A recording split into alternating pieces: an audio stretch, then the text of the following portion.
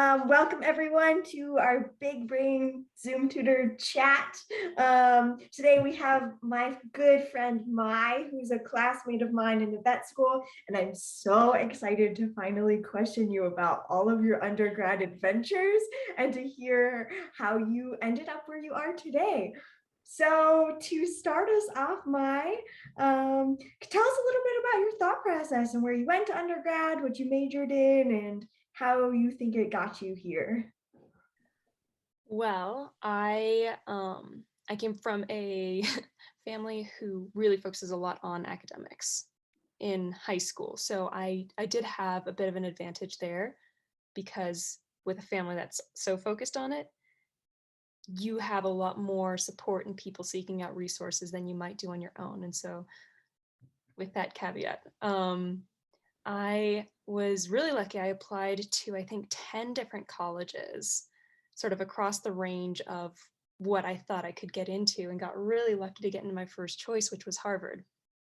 And so I deferred college for a year then after that Oh, wow. because I decided to go do an exchange student program in Germany and did that for a year, which, let me tell you, high school, when you're an exchange student and have already graduated high school in the States, is so fun because you don't have to get good grades and like you don't have to be excellent in school. Oh, wow. You're just there for the experience. So I would highly recommend that. When I was in undergrad, I majored in evolutionary biology and it's a convoluted path. Followed that by then teaching high school biology and math in England for a year. And then I went back to Boston and worked in a healthcare company for a couple of years. And then started doing animal care stuff, which has led me into veterinary medicine. That's Wow. amazing. Oh my So gosh. Amazing. a bit all over the map. Wow. Wow. That's a lot for someone who looks like they're only about 22. I was gonna say. How Oh old man. are you? My You don't looks have are to tell us deceiving. that. I'll just leave it at that. Yes. Agreed. Agreed. Yes. I have a question. So, we interviewed Catherine, who also went to a very prestigious Ivy League Princeton. Her roommate, her first year, she also deferred for a year, but she went to like go van life basically. So I'm wondering, is this like something that they encourage? Like, go take a year off, go do something else. I'm not sure Um, if it's encouraged, but it's definitely enabled. There were Good. very few speed bumps to requesting the deferment to do an exchange year. I think it's something that, at least in my experience, the colleges thought was worth the time. And also, when you defer for a year, they kind of get to kick the can down the road and accept somebody else off the wait list Oh, for your True. year. okay. Um, and then worry about the numbers that you might be influencing for next year later. Um, That's a so really good way to look at it. yeah, Sorry. no worries. So you Um, applied to 10 schools, and so I'm assuming that your thought process was, I'm going to apply to these schools and I'm going to start college next year. Was that the plan, or was the plan always to defer? um, the plan was multifaceted, as Oh, many high schoolers' plans are, because when I was in high school, at least, I didn't really know what I wanted to do and when. So I had sort of a pseudo plan A, nebulous plan B, and theoretical plan C type thing floating around. mhm. And none of it seems concrete until you go through with it. So I had applied to a number of schools. I also went to some soccer camps to try to get recruited to play on varsity teams. Hmm. And I then had a few schools that I was confident that I could get into. So depending on where I got in, that influenced what I could do. And I had hoped to take an exchange year. My older sister had done one and she had had an amazing experience. So I was hoping to get the same benefits from it. But obviously, if I had managed to get recruited to a team that did not want me to take a year off, then that would have greatly influenced that decision. Right. So I did get lucky because I was able to defer playing on a team as well, which was really fun, really excellent. So I think the applications for all of those things were kind of around the same time. It was sort of like you finish your college applications, go straight into the program applications for the exchange year, which in some ways was a benefit. I had a lot of practice at doing applications and interviews by that point, so I felt a lot more comfortable than I might have otherwise. So can you tell me what you think your big takeaway was from this exchange year? What's something you learned? Ooh, it was a solid slice of humble pie for me. Because you don't really think about how difficult it is when you're in a country that speaks your language to just navigate everyday life situations. And so being placed into a country where I didn't understand the language, and I'm sure people in the States have had this exact experience, maybe some of the students who are watching this video later or hearing about this interview, but that was not something I had been familiar with. And so being put into situations where I could not keep up with the conversations, to barely keep up with the conversations, and then finally start to understand things real time, and then eventually have contributions to the conversation. It was a really long process just to engage on that simple of a level, let alone to express all of my thoughts or to go out and order some food in the language. I also was really lucky because I was in a country where many people speak very good English, but it was a little soul crushing every time someone smiled at me and just said, "Oh, would you like me to speak in English with you?" I tried. Oh, I tried. So Why do you think I need it? Right? Like, oh gosh, was it that bad? So I think it gave me a lot more sympathy for people who are struggling to navigate things that had been easy for me in the States. So that was a really huge takeaway. And also just, learning how to live in another culture and with a host family that was very different from my own, and to go to high school in a completely different kind of system where, they start tracking different things, whether you're going into sort of white collar or blue collar work in high school. So it was an incredible experience. I wouldn't have traded it for the world, and it was definitely the right choice for me as well. Because then when I came back to college, everything was in English, and it was so much easier. Even at Harvard. Exactly. I was so intimidated coming in first semester for college as well. I was like, I'm gonna take like the bare minimum. I'm going to really try to like set myself up for success here. And I managed to rein in my overcommitment tendencies for an entire semester. I did well, and then I was like, oh, I can totally do this, and completely overcommitted myself second semester. So it was all a process of learning. Oh, we've got a visitor here. Oh yeah, sorry. He's been doing that all afternoon. I have so many questions, and I told Mikaela at the start of this, I said, I'm gonna let you guys lead it, but I'm fascinated, partly because I have a high school senior who has taken 4 years of German and is pretty proficient in German, would like to do study abroad, but I think is also intimidated. So the fact that you went to a country where you didn't know the language, how did that come about? It was a full scholarship program. Okay.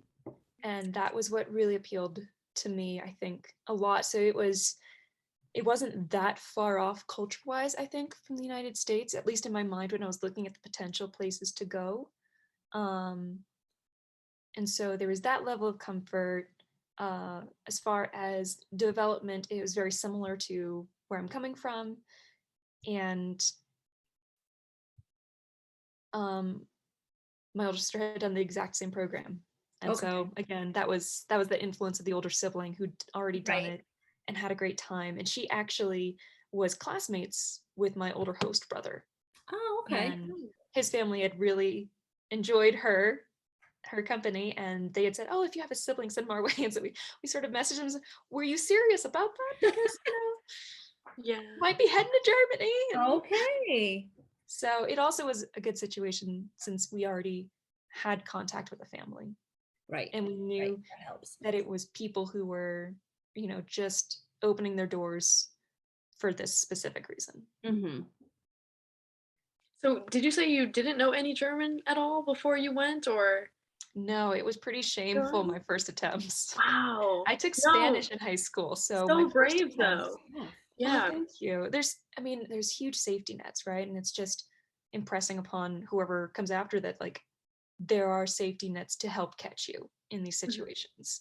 And like, why not go out on a limb and try to learn a new language? But yeah, my first attempts at speaking German were absurd. My vocabulary was a random mix of German words and Spanish words and then English words when I couldn't remember either one of those.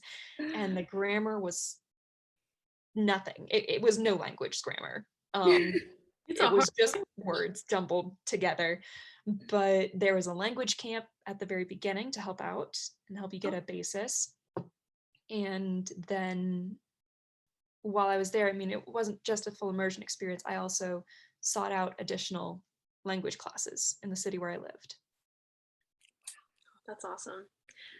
Because for me, before high school, like before college, like I couldn't even imagine taking a year off just because I would be afraid that they were gonna somehow mess up my admission or like be like, just kidding, you're not allowed anymore. But that's so cool to hear about that. Like Harvard's totally cool with it. So it's definitely more accessible than I thought. I think it's really fun because you don't know much of the world, I think, coming out of high school a lot of times. There are those rare individuals who manage to travel everywhere and live in different places, and they have incredibly rich lives leading up to that point. But like for most of us, I think we're fairly sheltered. We have one frame of reference, and it gives you an additional frame of reference before you're expected to live on your own as an adult. Yeah, for sure. Do you feel like that experience also made like going to college easier and making friends back in a language you were comfortable with? Because I feel like to me, after being thrown into an environment where I knew no one and I couldn't speak to anyone, I would have been like, woohoo, I can go to college. Oh yeah, like what can college throw at me now? Right. And there were definitely homesick moments while I was abroad because you're not allowed to fly back to the States as part of the program because that would kind of defeat the purpose of it being an immersion. Right. So, every holiday I just stayed there with my host family. So that was definitely tough in the first few weeks when I couldn't understand people and I couldn't participate and was in a new situation, and all that stuff. That was really quite difficult, but pushing through it, like you were asking about, Mikaela, really did make it a lot easier going into college. And also it made me, I think, a little bit more relaxed about being away from my parents. So I think in undergrad, a lot of people are away from their families for the first time and they react in different ways, whether it's to go out and party a lot or to sort of close in on themselves and try to clutch at things from home. And I was able to go through all that with a host family holding my hand. What's the name of this program? CBYX, the Congress Bundestag Youth Exchange. Very cool. I think that a lot of people could really benefit from that. Yeah, and I'm sure there are programs that are like that for other countries as well. But this one was really great. And like at the language camp, you meet the other kids in your program. There's like a mid-year check-in where everybody comes together again and you get to do a trip to Berlin together. It's a good system. Sounds amazing. So this happens every week. We're always like, well, we're going to keep this to under 30 minutes, but we have such fascinating people to talk to that it's hard to kind of stay on track without, I always have a million questions, and I know these I don't want guys. to waste your time, but also I have no boundaries on my time tonight. 'Cause Oh, okay, good, we good, took a good. test today, which means I'm doing nothing tonight. I'm so glad to hear that. I don't know that Mikaela and Maya can say the same. But I'm curious about I'm curious about Harvard and what your experience was like there. If we can jump over to that, is that all right with you? Absolutely. Okay. Yeah. Anything in particular, or sort of general impressions? You mentioned that that it was it was intimidating before getting there. What was it like when you got there, and was it what you expected? Was it? There's a lot of imposter syndrome when you go into a place that has a reputation for being a highly academic institution. And it doesn't have to be the number 1 or the number 5, but if it's a place that you have looked up to, you're always going to be a bit intimidated. And for me, that was okay because it lit the fire under my butt to like get me going. I think I was just blown away in some senses by how many diverse interests there were of people there, and people who were my age who wanted to talk about what was going on in the political world, or who wanted to discuss sort of global issues, or domestic policies, or and I'm not even a social sciences person, but to have people who were excited to engage with you on an intellectual sort of basis of like, oh, you're weird in this way and I'm weird in this way, let's talk about the things that make us weird together. That was fantastic. I think I also had a lot of help from older students, because I was on the soccer team. There were some older students on the team who were able to recommend certain classes or certain tracts and give me a little bit of insight. So I think student organizations are really, really helpful for getting you to feel integrated even in your first year and feeling like you have people, a community to reach out to. So finding things that interest you and like adding on some of those extracurriculars is super important in my mind. But it was definitely hard at times, because you also then get like the professors or the other students who will explain things and it makes sense to them, but you are not them and don't have that basis, and it flies miles over your head. And I'm sure everyone has had that experience in undergrad, no matter where you go, but like just every once in a while having someone think that they're explaining something perfectly and me still being totally in the mud was also humbling. But I'd already had my big slice of German humble pie, so like True. really we were doing okay. It's nice to have that as like a frame of reference, Oh, absolutely. At least I can understand the words that you're saying. Yeah, right. But yeah, I think there's also a lot of pressure sometimes when you go to those institutions, the Ivy Leagues and things like that, Stanford, UCLA to some degree, and really well-regarded schools that you feel like you have to do really, really well. But the average that you're comparing against are people who excel in academic settings. Yeah. And so you have to shift your frame of reference for what is acceptable for you, especially when it comes to curved classes. Like, you don't have to be at the top of the bell curve. You can be solidly in the middle and you're still doing great. You can be below the middle and you're still doing pretty well, and yeah, there's brilliant minds at Harvard, really brilliant, not a ton of common sense when it comes to like just people able to function as adults. Wow. Always. I taught several friends how to do their laundry freshman year. Wow. Which wasn't something I thought of as a skill until that point. So I think there's, this spectrum, and just remember that if somebody's more talented than you in one way or smarter than you in one field, it doesn't necessarily mean that they're smarter than you in every field or they're better than you at everything. Yeah, everyone has their pros and cons. Exactly. And when you compare in just one lane, you're not looking at all of them. Yeah. I've had to learn that myself too in college. You mentioned about being like undercommitted versus, and then in your second semester being overcommitted. How did that pan out for you? Because I also had a very similar experience where I was like, I was crazy in high school. I'm going to take it back a notch. And then second semester, I was like, all right, time to get busy. And then I totally overcommitted.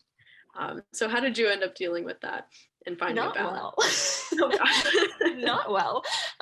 So yeah, first semester, I managed to take one German class, and I had just come from Germany, right? So that was easy, and the German class counted for 2 classes. It was a double credits class. And so I only had to take 3 classes, I think, that semester. And then I was also playing soccer in the fall, and the policy at that time probably isn't anymore, but the policy at that time was no social media. You turn it off during the season for the duration of the season. And there's no going out to parties. There's obviously no drinking, particularly for those of us underage, right? But like the whole team tried to hold to those policies, and that really freed up a lot more time to just do my academics, do my sport, and do well. And then second semester came around, and there were no restrictions from the soccer team beyond having to make it to like 6 a.m. Weightlifting sessions. And so I took 4 classes, which were also more difficult classes than I had taken in the fall.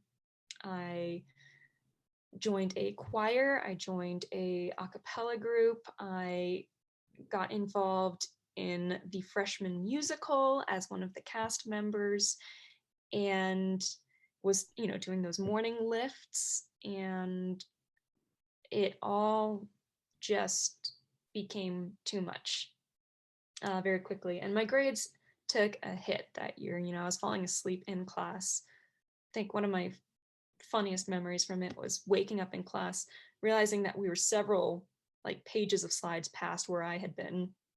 Looking back in my handwritten notes, there's like nothing. And then, like this is where I dropped off. Like you can see my scribble just trail off on the page. And then like a few slides later, I had written perfectly legibly the word boom. No explanation, nothing. And then like several slides later, my notes started up again. I don't know. To this day, I have no idea what happened during that lecture and why I wrote boom on it. But there we go. So I was falling asleep in class. I wasn't doing as well on tests. I was staying up till midnight for rehearsals for the freshman musical and having to make it to 6 a.m. Morning lift. And then was trying to fit homework and classes around rehearsals for choir and a cappella. And it was a bit of a miserable time, but also it showed me where my limits were. So, it's like, okay, well, now we know what too far looks and feels like, and we don't want to go there again. Not again. And it's actually been a semester, despite the poor grades, that I've been able to reference even later on.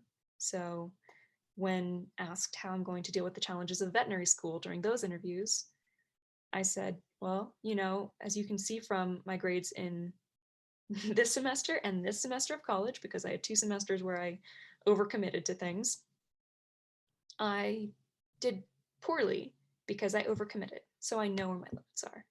And I know how far I can push myself and how much I can take on before I start to have a poor performance. What a great way to look at it. Yeah. And then I said, but also, some of those experiences I wouldn't trade. Yeah. Because I met people through doing all those activities that I wouldn't have met otherwise. Senior year, when I had another semester with bad grades, if I hadn't been playing intramural sports, I wouldn't have met my now husband. So like, there are benefits. Mm-hmm. you just have to, I just had to learn how to reframe it in my head. Right. I think also for like any high school students that are watching, it's very different, like being, because in high school I was involved in like 10 different clubs. I was in jazz band, I was in marching band, I was in, 3 4 different honor societies, NBD, I was in Girl Scouts. Like I had all this crap going on. So like when I got to college and I couldn't handle 3, I was like, what's going on? Like, why? I was like, oh yeah, I can totally do that. But like, I think because it's so much less structured, it's a lot hard to handle. It's a lot harder to handle. And then, like you said, like those super late rehearsals and just like how things are scheduled, and your classes are just more. I think there's definitely an adjustment period to be like, oh, wait a minute, like I need to kind of reassess how I take on new activities and stuff. So Exactly that. An extracurricular or a class in high school is not the same thing as an extracurricular or a class in college. not at all. Yeah. I believe it takes so much more time to just like feed yourself and exist in True. college. Yeah. Yeah. You don't have a refrigerator that your parents go to the grocery store and just And for keep some it people, full. they're learning how to do laundry and doing laundry for the first time. That's a whole nother thing. Yeah. That is a job in and of itself, learning how to take care of yourself. That's so true, honestly. Like I just spent like 2 hours, coming up with the grocery list, going to the grocery store, making dinner. It's like it's a big adjustment. Yeah. You just don't think about, I guess, when you're younger. No, you don't. But yeah, that was Maya. That was a very similar experience to what I had as well. Is the expectation was, oh, I can do all these things, Yeah. and then college smacked some sense into me. Exactly. Yeah.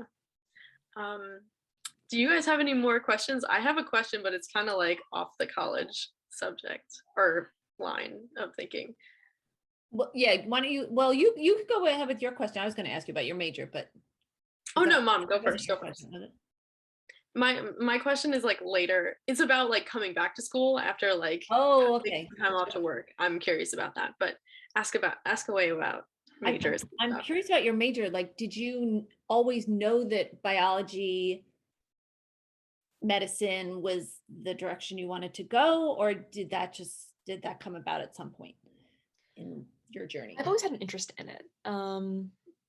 I think that understanding the mechanics in some sense of how life works is utterly fascinating. And like just childlike wonder at like the levers and pulleys that our bodies just to like move. Yeah. Not to mention the far more complex processes that are involved. I think students on this call would agree. Yes. Yes, I would agree. I'm a biochemistry person, so Oh gosh, that's a whole nother level of depth that my field did not necessarily get into. similar, but yeah. So I was always interested in that, and I also don't really like writing papers and essays, I love it. and that rules out a large number of potential majors. Well, and what a great like directional. Like, okay, if you're not into writing, you might want to not consider these over here. Let's do science. Yeah. So I was always interested. I don't necessarily know that I knew which direction I wanted to go with it as a kid. To get into the biology side of things, you're like a pluripotent cell. You can do all the things when you're a child. But then at some point you start to choose paths based on what feels like the least resistance in some ways. For me, at least, that's what it was. So I don't like to write papers. I enjoy learning about bodies and interactions between living things. And so that was me sort of developing in one different direction than I might have otherwise gone. But I'm getting off track now. I'm losing my train of thought. I'm just rambling. Let's see. But then coming out of undergrad, with that biology degree, I didn't necessarily know what I wanted to do with it right away. I had a few different paths that I was interested in exploring, hence the other working years before pursuing a further degree. Also, the reason why I chose that particular major was that was the closest that the college had to their original general biology major. Oh, So it's I could have evolutionary majored. biology. Sorry? That was, I think you said it was evolutionary biology? Yes. And that Okay. was the most similar and had the most flexibility when choosing different biology classes. Okay. So it was good for somebody who was undecided about what they wanted to do with it, like I was. Yeah. So I had friends who, majored in neurobiology, or, there's biochemistry majors and behavioral biology, all those different things. They were far more discrete tracks where you had to take classes within that particular biology field to count for your major, to count for your credits. Whereas mine, I could sort of just pick and choose. There were a few that I had to get done, but the number was less than it would have been otherwise. Got it. Yeah, we've talked about that a little bit before. Like certain schools have very specific tracks. Like I think we were talking with Jack. Within chemical engineering, there's like 5 tracks, like super super specific. Whereas like with my school, we just have biology. We don't have any kind of subfield. So like if you're curious, if you're wanting something that's more flexible, like that might just be something to consider when picking a school. Just a little side note Absolutely. there. As well as like finding a school that lets you have a year or two before declaring a major, because schools differ in that too. Some you go in, you have to declare a major right away or within the first year. At Harvard, and I think a number of the other Ivy Leagues, you don't have to declare until partway through your second year. So it gives you a bit of time to explore the wider world of collegiate classes outside of high school subjects before you make that decision. So that was another one that was good for indecisive me. Very good advice. Yes. All right, Maya, let's flip over to your question, because I think that's also, I mean, well, there's so many aspects to your story that are so interesting, and it's just not it's not that linear path that everyone thinks of when they think of, college and post-grad. Okay, so let me see if I got this right. So you went to high school, took a year off to go to Germany. Then you went to Harvard for a few years, right? Mm-hmm. Got that degree in evolutionary biology. Following that, we then go abroad again to England to go teach. So you started to work. And then after that, you went and worked as like back in the States. Okay. And then, so I'm applying to graduate schools right now. I'm a senior in college. Part of the reason I'm applying now is because I'm afraid that if I go and work for a few years, that I will not want to come back to school. And I think that's a lot of people's reasoning. It's just like going straight through it. So how do you feel like you were in any way deterred from going back to school after working for a few years? And like, how has that been? Like, how was that decision made? That's a good question. That's a really good question. So I think I had already entered into those working years with the mindset that I likely was going to go back to school at some point, and that did help.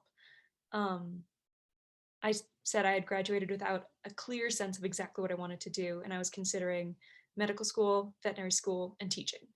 And so my jobs following school were working as a teacher, working in a healthcare company to check out what the medical field was like, and then working in a zoo and then in a veterinary clinic. So I explored all 3 of those things that I had been considering with jobs following graduation before committing to graduate school. So I think it helped that I already was in the mindset of I will go back. It is a bit of a bummer to have homework in the evenings. It is a bit of a bummer to feel like you don't have your weekends off anymore because you should be studying, and that's hard to readjust to.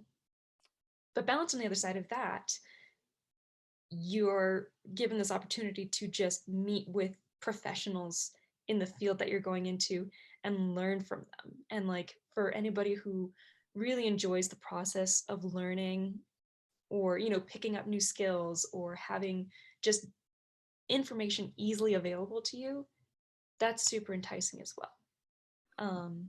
And I think that is also a very science specific, grad school specific type of thing. I think those who go into other grad schools will have different experiences. My younger sister is in business school in London right now and having the time of her life. Definitely not the same graduate school experience that I'm having in vet school at all. Really? And so it's just a different culture, I think, depending on what field you're going into. So I went into vet school being like, I want to work hard and achieve this doctorate degree. She went into business school to get her master's, but also because she wanted to take a break from working. Very interesting, like, perspective in that. Yeah, I totally agree with like the wanting to learn more. I think I did an internship last summer in an industry, and the whole time I was just like, this is not for me. Like, I want to learn more. Like, I'm not stopping here, you know? Because there were people that graduated with just like their bachelor's, and like that's what their job was. And I was like, oh, nope, I want to learn more. Like, I want to do other things. So yeah, I feel like in some ways, like getting that perspective or that professional experience can kind of even motivate you more to, I don't know, go back to school and continue studying, continue learning. I would agree with that. We talk about job shadowing, like when one can, it can be a good thing to do, right? So see, like, what do people do from 9 to 5? And there may be things that you like to study, but do you actually want to do that 40 hours a week or whatever? I love that you kind of, it sounds like you tried on these different careers or roles. How long did you spend at each one? So I spent only And also, 1 was year. that sort of strategic? Like, well, I'm trying to decide between these 4 things. So, I'll work in the field or It was very strategic. oh, it was. It was very, very strategic Oh, I because love it. grad school is a huge commitment, not just time-wise, but money-wise, emotion-wise, because you're throwing yourself into yet a higher sort of expectation of performance and learning and information recall. And that's really draining sometimes. It's tiring to feel like you have to live up to these lofty standards that you set for yourself by going to a grad school. Yeah. And so before committing all of those things, I wanted to make sure that I was confident about the path I was going to go on. And so I spent 1 year working as a teacher. It was a boarding school, and I managed to get a spot as a fellow teaching there. So there were partnerships between some schools and Harvard, and I was able to take advantage of one of those. And it was nice because it was already limited to a 1 year position. They weren't thinking that they were hiring somebody who's going to be there for 20 years. And there were a lot of people who were excited to help me out in the teaching community. So, the department heads of the biology department at the high school and the math department at the high school really sort of had a hand on my shoulder the whole way whenever I needed it. Absolutely fantastic individuals. And so that was 1 year, and it was really, really good fun, but I wasn't sure if teaching was the be all end all for me. I very much enjoy teaching, but it was something that I was like, oh, this can definitely be a plan B if medicine isn't my thing. So then I came back to the US and I worked for 2 years, I think it was 2 years, with Partners Healthcare in Boston. And my role was a project coordinator. So it was helping different medical practices achieve higher certification status when it came to patient care. And so it was a lot of just sort of like going through records and meeting with providers and sort of explaining what we were doing and then double checking that it was getting done, and pulling together the documentation for that so that they would have something to show to receive their accreditation.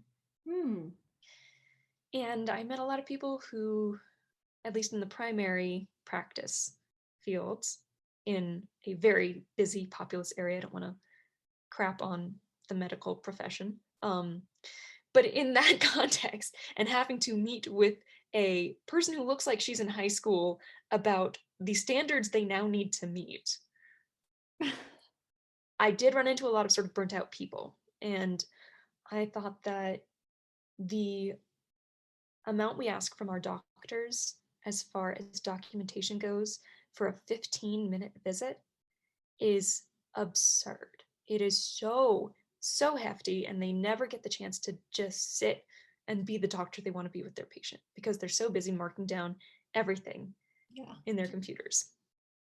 So that really sort of disillusioned me from being a human physician, but not necessarily from the science of medicine itself. And so that's when I started to take another look at veterinary medicine, where you are required to look away from your computer and your notepad and at your patient because they can't talk to you. And so in my mind, this is like saving the medicine and allowing me to learn a profession where I can be the doctor I want to be without having to worry that we're going to be swept up in the same sort of documentation stuff. You know, it's just not possible with our particular field. So, like you said, I tried on a number of jobs in a fairly calculated way.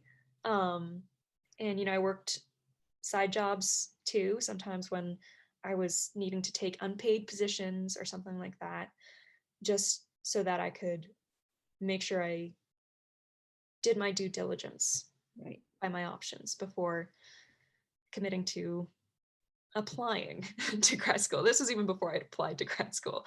So That's so interesting. Wow. I have to say though, something that really stuck out when I met you first year was I had a very different path where I was like, I'm always going to be a vet. This is all I want to do. And I was just like very much here. And then I got to vet school and I was like, oh crap, vet school's really hard.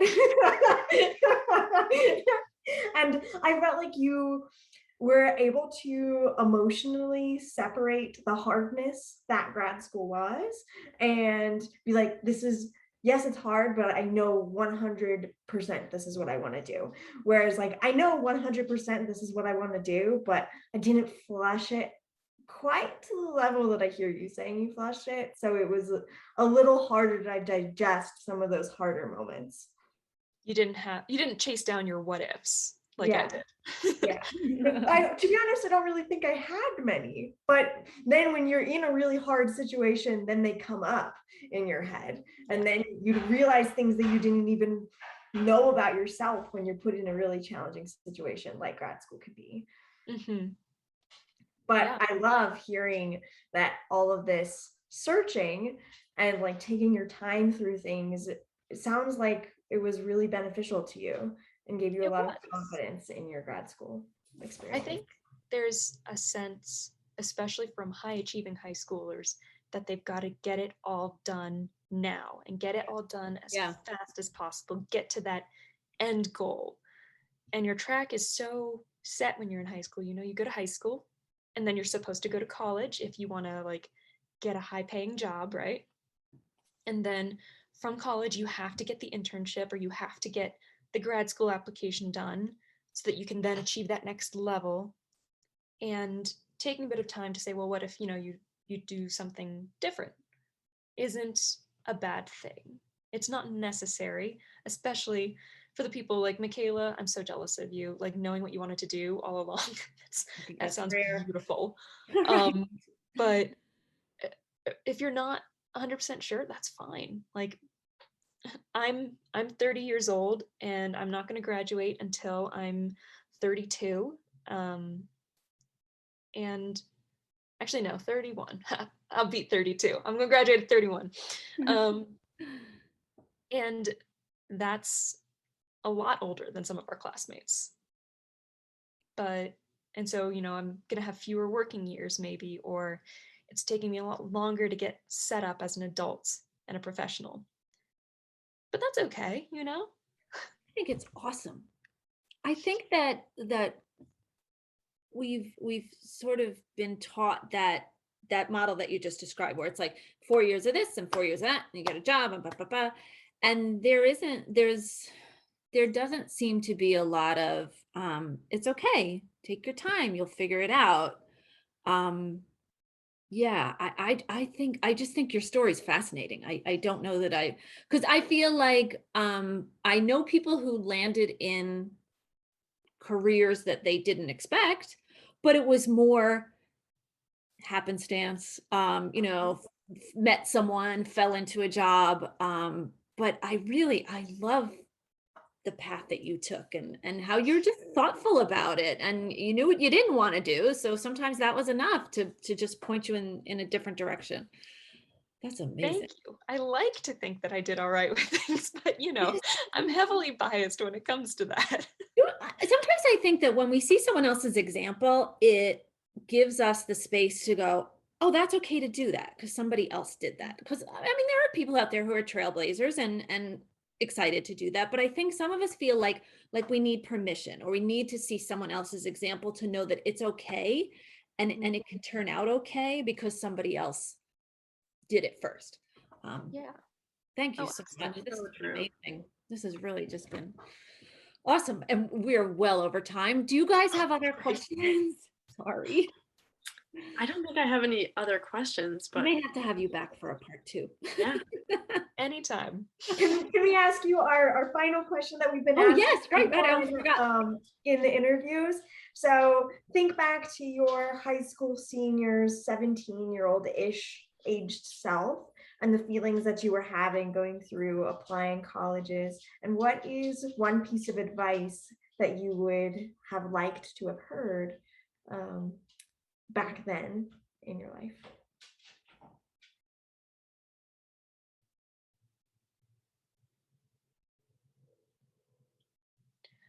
I think that I would have liked a couple of things. I would have liked to be reminded that a college degree is a college degree.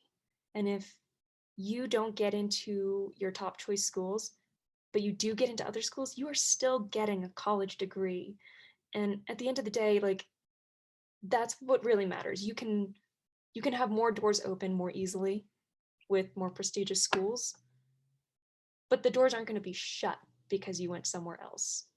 And I think if people had also shared with me and my classmates more that you can start at a community college and then transfer to a larger school, and that's a perfectly viable option, there might have been some people who would have been really uplifted by that, and they might have had better success doing that than attempting to go straight into a 4-year institution, because not all of my high school classmates graduated from college. They got partway through and they just were unable to